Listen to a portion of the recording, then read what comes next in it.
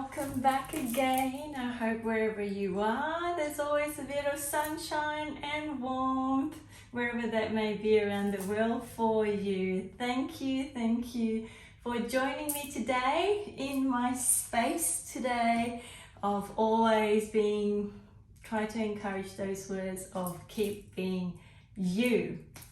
And I hope wherever, what you all have been up to today has brought a bit of sunshine. Whether it's been a walk down the street or a beautiful stroll by the park, or just, down, if you do live nearby the beach as well. And here I am searching for my wonderful pen that I like to hold whenever I actually speak in my space here. And today's discussion, what I'd like to chat to you about is, again, my favorite topic of all time, of defining love, the story of love. And I truly do believe that, within our lifetime, there is more than one love story.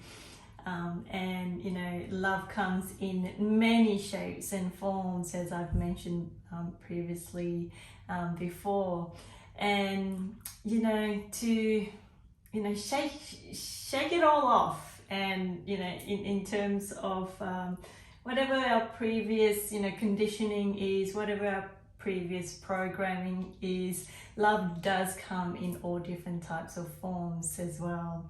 And for me, there are many ways of different type of love, I believe. And throughout our lifetime, especially being in, anywhere from being in our 20s and, learning to, falling in love for the first time in our early 20s, compared to falling in love again in our 30s and onwards. It truly is a different platform, a different sort of raised level of consciousness, raised level of awareness as well, comparing to when you are much more younger. I suppose there's a lot of this aesthetic sort of people pleasing, and going through all that era of still understanding yourself, whereas falling in love later on in the later part of your life, in your 30s onwards, you would definitely look back upon your younger self and really reflect on the moments of how much you've actually grown as a person. And as always, certain experiences definitely shape us along the way. We go through many lessons, many wonderful lessons, good lessons, and also obviously a lot of heartbreaking lessons as well. And I'm speaking from experience. Many times has my heart's been broken before. But like they say, it's how you, not how you fall, but how you actually get yourself back up again, which is really important to actually share that around the world, wherever you may be going through, again, some difficult moments of your life. And I want to reassure you that love is, as I said, it's not just in one a formality of loving one partner. It actually exists almost everywhere if we truly look deeply within ourselves, and having that gratitude of some of our network of friends as well.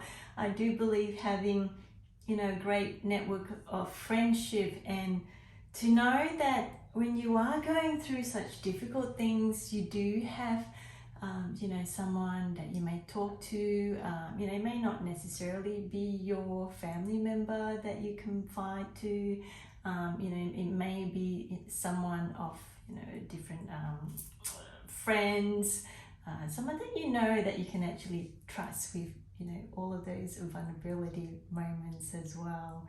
And it's really important that you do tap inside and feel that sort of comfortness with someone, especially when you're sharing such deep wounds, and opening up those wounds, and just having someone sitting there and listening with their full presence. It really is magical and a form of appreciation as well, that another human being is kind enough to lend, you know, a pair of their ears in listening to some of our difficulties that we're going through.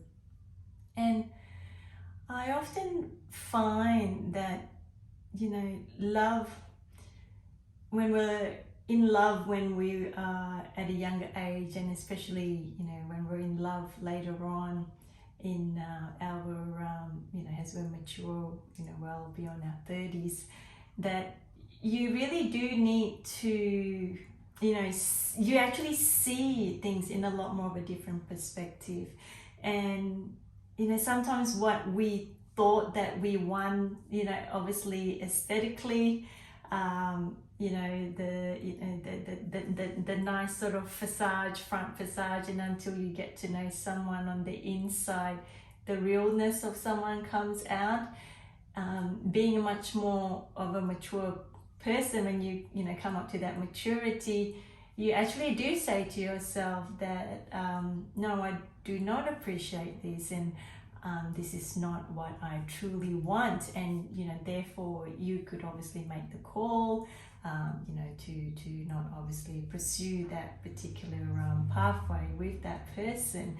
And that comes within time and understanding, and getting to know your true self as to what you perceive as an important sort of trait, or would you say important sort of compatibility.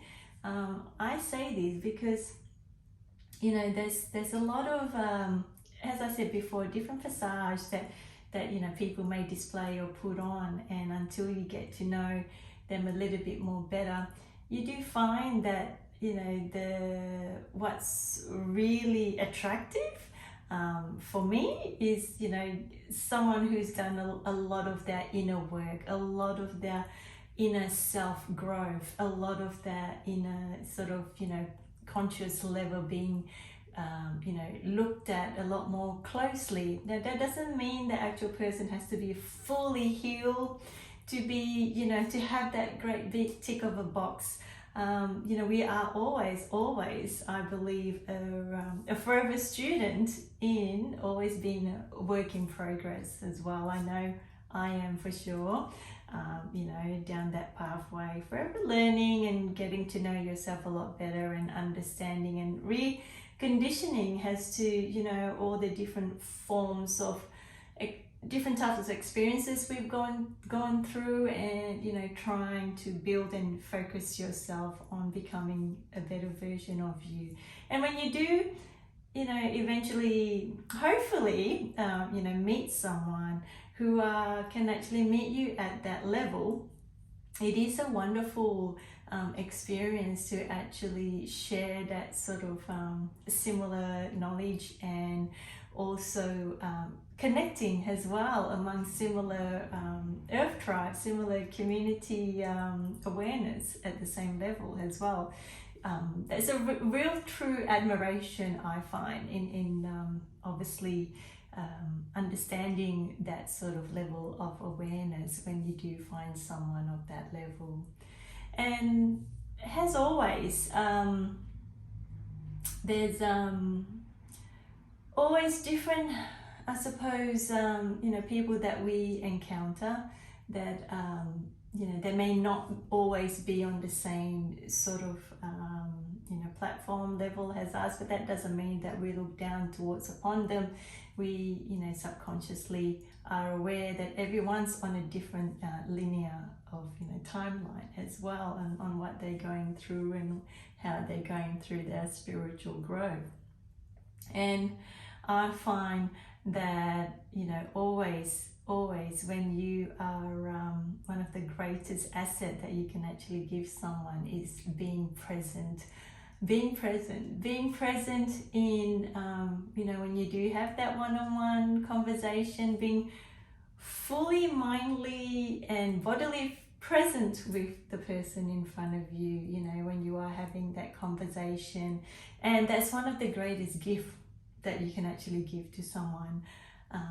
Being there, not just being there with, you know, your pair of ears, but being fully present as to, you know, what they're sharing with you. I think that's the most greatest gift in any forms of love that someone can offer, whether it be, you know, friendships, platonic relationships, you know, whether it be with your partner. It's a magical way of, you know, really showing that connectedness with someone, that, you know, you are focusing, listening to them as well. And I truly believe it is a wonderful gift to be able to actually offer that. And if you are, you know, ever in that instance of listening to someone, you know, going through the adversities of their life, it really does show the amount of your heart in a way of, you know, a deepened sort of capacity to love. And, you know, by hearing them out, it truly is a special gift that anyone can actually, you know, anyone can actually do. And someone listening to you, it just truly does make your heart expand fully. It makes your heart deepens. It makes your heart, you know, if it's in a you know, a loving romantic way, it really does redefine that romance, because, you know, someone who's truly there for you. You know, having this conversation, you all would actually find that there is an interconnection with the power of kindness and love. You know, it's just obviously intertwined together.